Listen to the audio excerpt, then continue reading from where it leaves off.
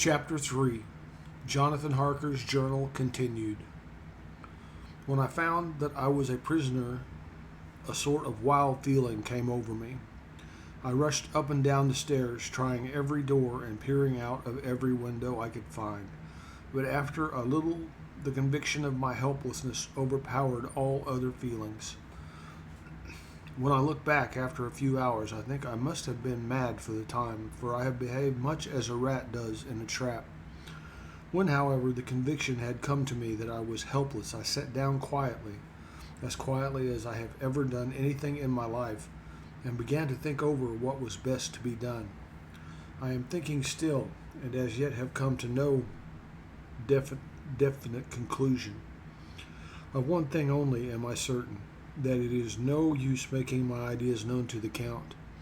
He knows well that I am imprisoned, and as he has done it himself, and has doubtless his own motives for it, he would only deceive me if I trusted him fully with the facts. So far as I can see, my only plan will be to keep my knowledge and my fears to myself, and my eyes open. I am, I know, either being deceived like a baby by my own fears, or else I am in desperate straits. And if the latter be so, I need and shall need all my brains to get through. I had hardly come to this conclusion when I heard the great door below shut, and knew that the Count had returned. He did not come at once into the library, so I went cautiously to my own room, and found him making the bed. This was odd, but only confirmed what I had all along thought, that there are no servants in the house. When later I saw him through the chink of the hinges of the door laying the table in the dining room, I was assured of it. For if he does himself all these menial offices, surely it is proof that there is no one else in the castle. It must have been the Count himself, who was the driver of the coach that brought me here. This is a terrible thought, for if so, what does it mean that he could control the wolves, as he did, by only holding up his hand for silence? How was it that all the people at Bistritz and on the coach had some terrible fear for me? What meant the giving of the crucifix, of the garlic, of the wild rose, of the mountain ash? Bless that good woman who hung the crucifix round my neck, for it is a comfort and a strength to me whenever I touch it. It is odd that a thing which I have been taught to regard with disfavor and as idolatrous should in a time of loneliness and trouble be of help. Is it that there is nothing in the essence of the thing itself, or that it is a medium, a tangible help in conveying memories of sympathy and comfort? Sometime, if it may be, I must examine this matter and try to make up my mind about it. In the meantime, I must find out all I can about Count Dracula, as it may help me to understand. Tonight he may talk of himself, if I turn the conversation that way. I must be very careful, however, not to awake his suspicion. Midnight. I have had a long talk with the Count. I asked him a few questions on Transylvania history, and he warmed up to the subject wonderfully. In his speaking of things and people, and especially of battles, he spoke as if he had been present at them all. This he afterwards explained by saying that to a boyar the pride of his house and name is his own pride, that their glory is his glory, that their fate is his fate. Whenever he spoke of his house, he always said we, and spoke almost in the plural, like a king speaking. I wish I could put down all he said exactly as he said it, for to me it was most fascinating. It seemed to have in it a whole history of the country. He grew excited as he spoke, and walked about the room pulling his great white mustache, and grasping anything on which he laid his hands as though he could crush it by main strength. One thing he said, which I shall put down as nearly as I can, for it tells in its way the story of his race. We Sikelis have a right to be proud, for in our veins flows the blood of many brave races who fought as the lion fights for lordship. Here, in the whirlpool of European races, the Ugric tribe bore down from Iceland the fighting spirit which Thor and Woden gave them, which their berserkers displayed to such full intent on the seaboards of Europe, aye, and of Asia and Africa too, till the peoples thought that the werewolves themselves had come. Here too, when they came, they found the Huns, whose warlike fury had swept the earth like a living flame, till the dying peoples held that in their veins ran the blood of those old witches, who, expelled from Scythia, had mated with the devils in the desert. Fools, fools! What devil or what witch was ever so great as Attila, whose blood is in these veins? He held up his arms. Is it a wonder that we were a conquering race, that we were proud, that when the Magyar, the Lombard, the Avar, the Bulgar, or the Turk poured his thousands on our frontiers, we drove them back? Is it strange that when Arpad and his legions swept through the Hungarian fatherland, he found us here when he reached the frontier, that the Hanfo Glalis was completed there, and when the Hungarian flood swept eastward, the Sikeles were claimed as kindreds by the victorious Magyars, and to us for centuries was trusted the guarding of the frontier of Turkeyland. Aye, and more than that, endless duty of the frontier guard, for as the Turks say, water sleeps and the enemy is sleepless. Who more gladly than we throughout the four nations received the bloody sword, or at its warlike call flocked quicker to the standard of the king? When was redeemed that great shame of my nation, the shame of Kosova, when the flags of the Walash and the Magyar went down beneath the crescent? Who was it but one of my own race, who is voivode, crossed the Danube and beat the Turk on his own ground? This was a Dracula indeed. Woe was it that his own unworthy brother, when he had fallen, sold his people to the Turk, and brought the shame of slavery on them. Was it not this Dracula, indeed, who inspired that other of his race, who in a later age again and again brought his forces over the great river into Turkeyland, who, when he was beaten back, came again and again, though he had to come alone from the bloody field where his troops were being slaughtered, since he knew that he alone could ultimately triumph? They said that he thought only of himself. Bah, what good are peasants without a leader? Where ends the war without a brain and heart to conduct it? Again, after the battle of Molnox, we threw off the Hungarian yoke. We, of the Dracula blood, were amongst their leaders, for our spirit would not brook that we were not free. Ah, young sir, the Sikeles and the Dracula as their heart's blood, their brains and their swords can boast a record that mushroom growths like the Habsburgs and the Romanovs can never reach. The warlike days are over. Blood is too precious a thing in these days of dishonorable peace, and the glories of the great races are as a tale that is told. It was by this time close on morning, and we went to bed. Meme, this diary seems horribly like the beginning of the Arabian Nights, for everything has to break off at cockcrow, or like the ghosts of Hamlet's father. 12 May. Let me begin with facts, bare, meager facts, verified by books and figures, and of which there can be no doubt. I must not confuse them with experiences which will have to rest on my own observation or my memory of them. Last evening, when the Count came from his room, he began by asking me questions on legal matters and on the doing of certain kinds of business. I had spent the day wearily over books, and simply to keep my mind occupied went over some of the matters I had been examined in at Lincoln's Inn. There was a certain method in the Count's inquiries, so I shall try to put them down in sequence. The knowledge may somehow or sometime be useful to me. First, he asked if a man in England might have 2 solicitors or more. I told him he might have a dozen if he wished, but that it would not be wise to have more than one solicitor engaged in one transaction, as only one could act at a time, and that to change would be certain to militate against his interest. He seemed thoroughly to understand, and went on to ask if there would be any practical difficulty in having one man to attend, say, to banking, and another to look after shipping, in case local help were needed in a place far from the home of the banking solicitor. I asked to explain more fully so that I might not by any chance mislead him, so he said, I shall illustrate.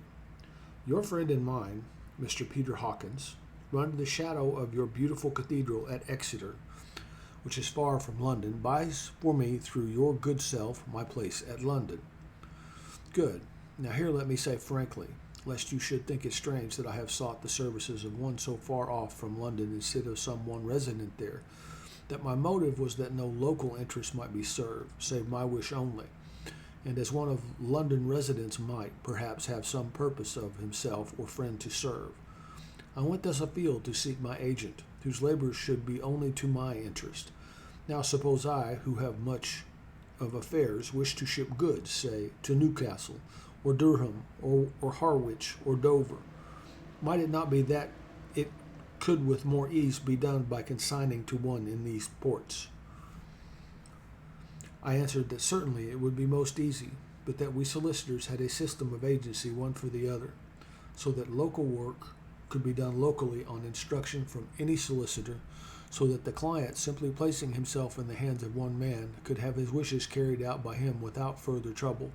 But, said he, I could be at liberty to direct myself, is it not so? Of course, I replied, and such is often done by men of business, who do not like the whole of their affairs to be known by any one person. Good, he said, and then went on to ask about the means of making consignments and the forms to be gone through, and of all sorts of difficulties which might arise, but by forethought could be guarded against. I explained all these things to him to the best of my ability, and he certainly left me under the impression that he would have made a wonderful solicitor, for there was nothing that he did not think of or foresee. For a man who was never in the country, who did not evidently do much in the way of business, his knowledge and acumen were wonderful. When he had satisfied himself on these points of which he had spoken, and I had verified all as well as I could by the books available, he suddenly stood up and said, Have you written since your first letter to our friend Mr. Peter Hawkins, or to any others? It was with some bitterness in my heart that I answered that I had not, that as yet I had not seen any opportunity of sending letters to anybody. Then write now, my young friend, he said, laying a heavy hand on my shoulder. Write to our friend and to any other, and say, if it will please you, that you shall stay with me until a month from now. Do you wish me to stay so long? I asked, for my heart grew cold at the thought. I desire it much, nay, I will take no refusal. When your master, employer, what you will, engaged that someone should come on his behalf, it was understood that my needs only were to be consulted. I have not stinted. Is it not so? What could I do but bow acceptance? It was Mr. Hawkins' interest, not mine, and I had to think of him, not myself. And besides, while Count Dracula was speaking, there was that in his eyes and in his bearing which made me remember that I was a prisoner, and that if I wished it, I could have no choice.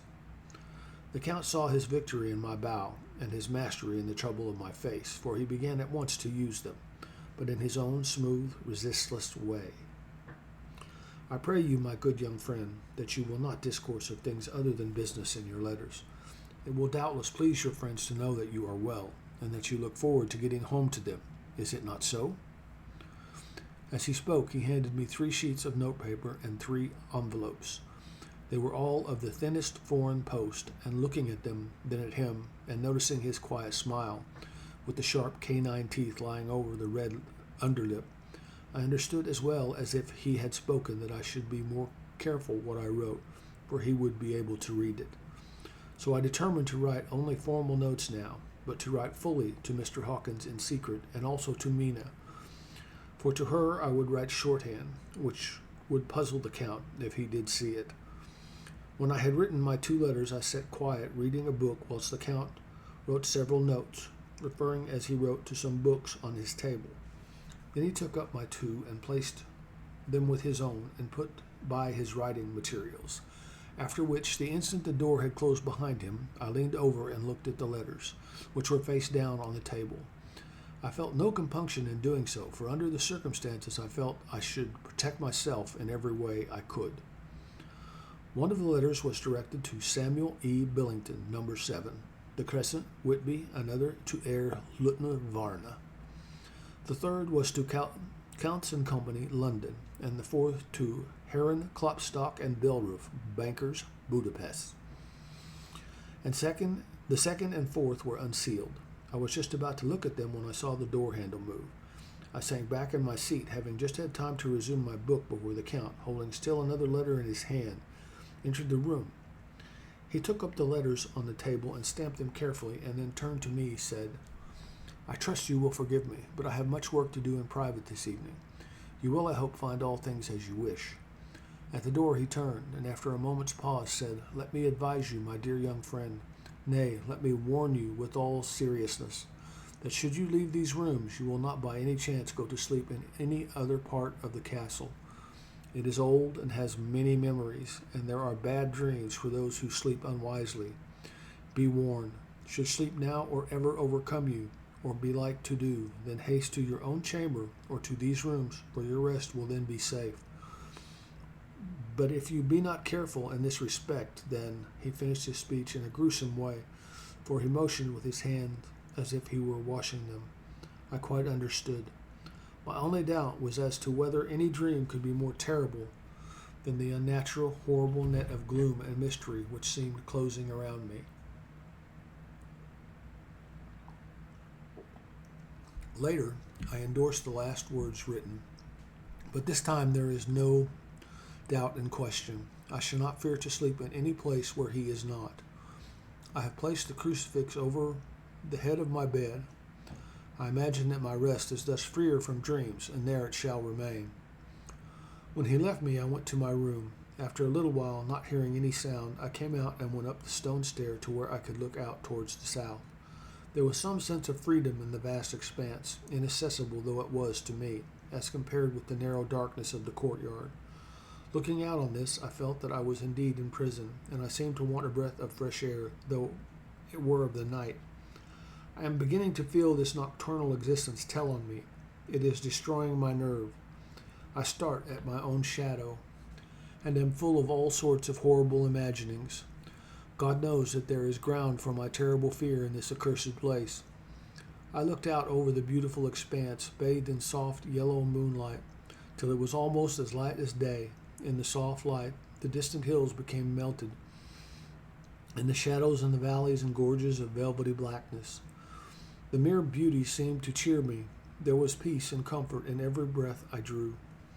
As I leaned from the window, my eye was caught by something moving a story below me, and somewhat to my left, where I imagined from the order of the rooms that the windows of the Count's own room would look out.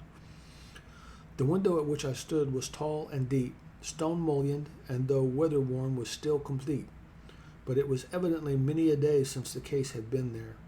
I drew back behind the stonework and looked carefully out. What I saw was the Count's head coming out from the window. I did not see the face, but I knew the man by the neck and the movement of his back and arms. In any case, I could not mistake the hands which I had had so many opportunities of studying. I was at first interested and somewhat amused, for it is wonderful how small a matter will interest and amuse a man when he is a prisoner. But my very feeling changed to repulsion and terror when I saw the whole man slowly emerge from the window and begin to crawl down the castle wall over the dreadful abyss, face down, with his cloak spreading out around him like great wings. At first I could not believe my eyes. I thought it was some trick of the moonlight, some weird effect of shadow. But I kept looking, and it could be no delusion. I saw the fingers and toes grasp the corners of the stones, worn clear of the mortar by the stress of years, and by thus using every projection and inequality, move downwards with considerable speed, just as a lizard moves along a wall. What manner of man is this, and what manner of creature? Is it in the semblance of a man? I feel the dread of this horrible place overpowering me. I am in fear, in awful fear, and there is no escape for me. I am encompassed about with terrors that I dare not think of. 15 May. Once more I have seen the Count go out in his lizard fashion. He moved downwards in a sidelong way, some 100 feet down and a good deal to the left. He vanished into some hole or window. When his head had disappeared, I leaned out to try and see more, but without avail. The distance was too great to allow a proper angle of sight.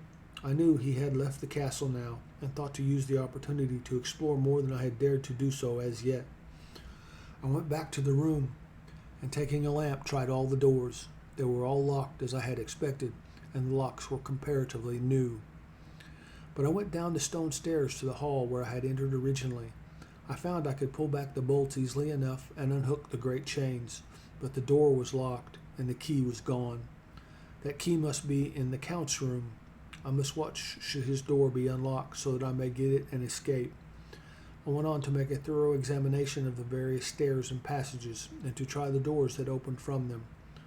One or two small rooms near the hall were open, but there was nothing to see in them except old furniture, dusty with age and moth-eaten. At last, however, I found one door at the top of the stairway, which, though it seemed locked, gave a little under pressure. I tried it harder and found that it was not really locked, but that the resistance came from the fact that the hinges had fallen somewhat and the heavy door rested on the floor. Here was an opportunity which I might not have again, so I exerted myself and with many efforts forced it back so that I could enter.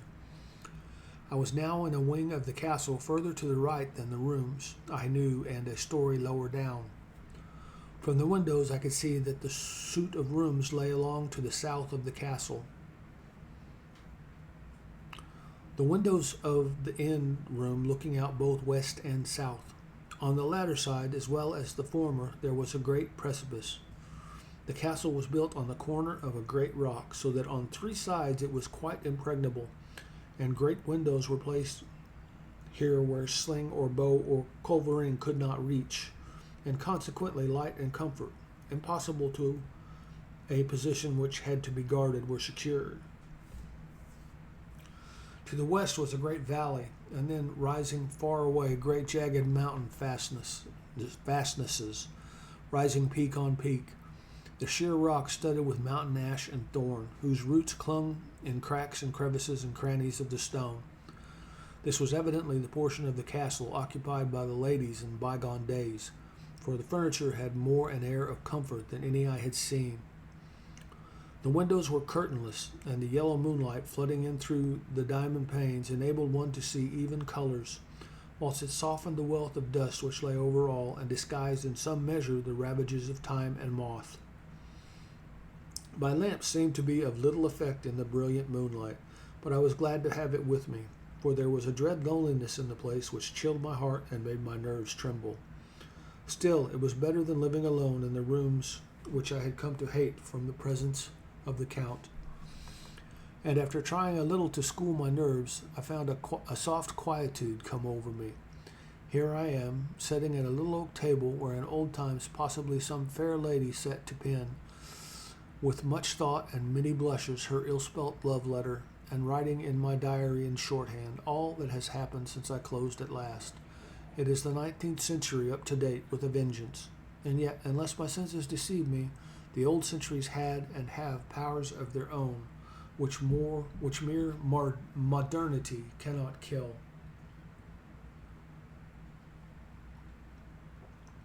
Later, the morning of 16 May.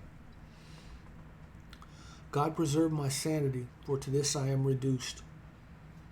Safety and the assurance of safety are things of the past. Whilst I live on here, there is but one thing to hope for, that I may not go mad, if indeed I be not mad already. If I be sane, then surely it is maddening to think that all the foul things that lurk in this hateful place, the Count, is the least dreadful to me. That to him alone I can look for safety, even though this be only whilst I can serve his purpose. Great God, merciful God, let me be calm, for out of that way lies madness indeed. I begin to get new lights on certain things which have puzzled me. Up to now I never quite knew what Shakespeare meant when he made Hamlet say, "My tablets, quick, my tablets. 'Tis meet that I put it down," etc. For now, feeling as though my own brain were unhinged, or as if the shock had come which must end in its undoing, I turned to my diary for repose. The habit of entering accurately must help to soothe me. The Count's mysterious warning frightened me at the time. It frightens me more not when I think of it, for in the future he has a fearful hold upon me. I shall fear to doubt what he may say.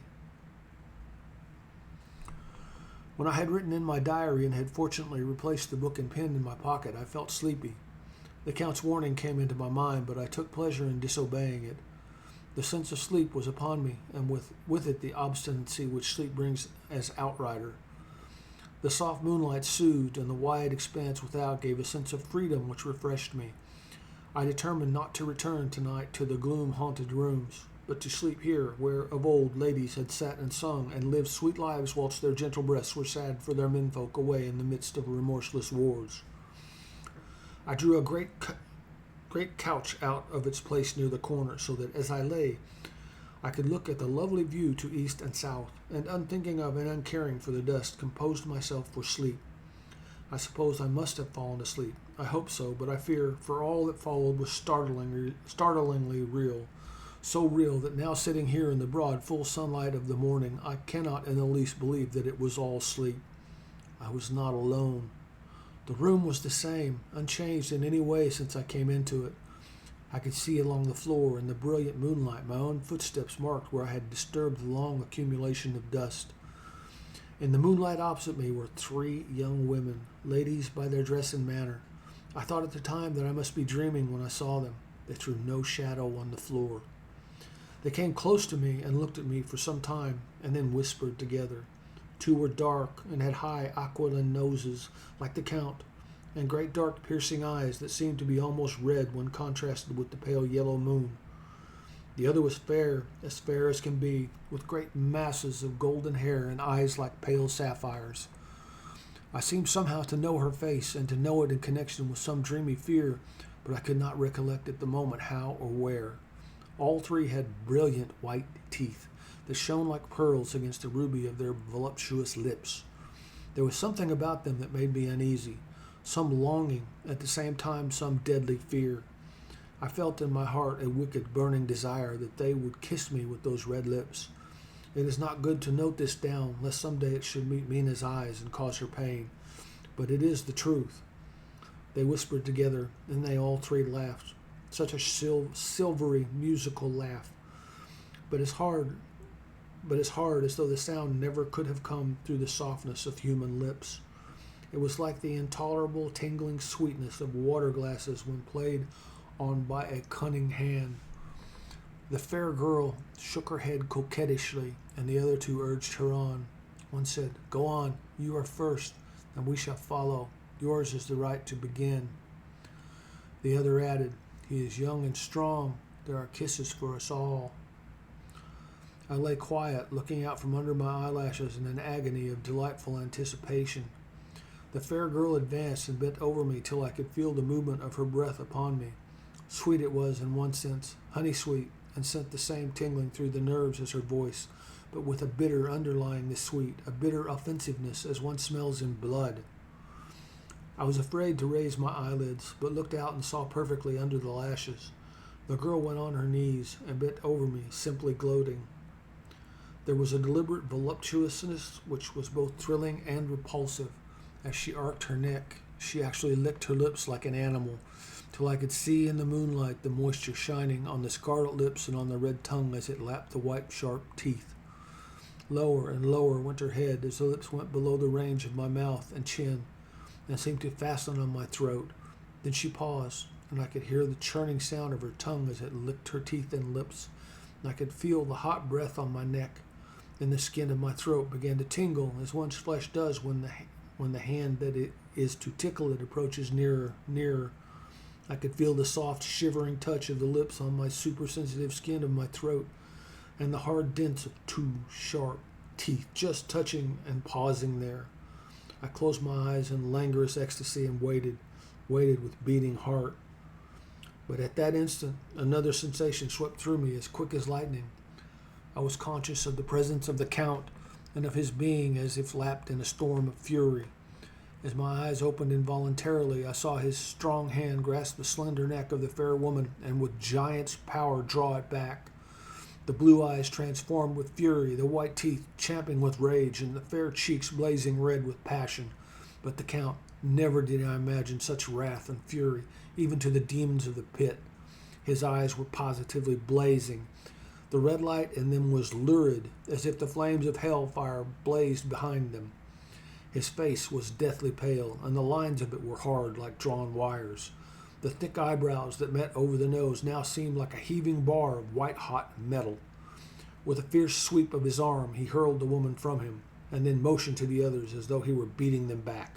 It was the same imperious gesture that I had seen used to the wolves. In a voice which, though low and almost in a whisper, seemed to cut through the air and then ring in the room, he said, "How dare you touch him? Any of you? How dare you cast eyes on him when I had forbidden it? Back, I tell you all. This man belongs to me. Beware how you meddle with him, or you'll have to deal with me." The fair girl, with a laugh of ribald coquetry, turned to answer him. "You yourself never loved. You never love." On this the other women joined, and such a mirthless, hard, soulless laughter rang through the room that it almost made me faint to hear. It seemed like the pleasure of fiends. Then the Count returned, after looking at my face attentively, and said in a soft whisper, "Yes, I too can love. You yourselves can tell it from the past, is it not so? Well, now I promise you that when I am done with him, you shall kiss him at your will. Now go, go. I must awaken him, for there is work to be done." "Are we to have nothing tonight?" said one of them, with a low laugh, as she pointed to the bags which he had thrown upon the floor, and which moved as though there were some living thing within it. For answer he nodded his head. One of the women jumped forward and opened it. If my ears did not deceive me, there was a gasp and a low wail as of a half-smothered child. The women closed round, whilst I was aghast with horror. But as I looked, they disappeared, and with them the dreadful bag. There was no door near them, and they could not have passed me without my noticing. They simply seemed to fade into the rays of moonlight and pass out through the window. For I could see outside the dim shadowy forms for a moment before they entirely faded away. Then the horror overcame me, and I sank down unconscious. That's the end of chapter 3. Thank you for joining me for that reading. I do hope you have a good day, and I will catch you on the flip side. Bye.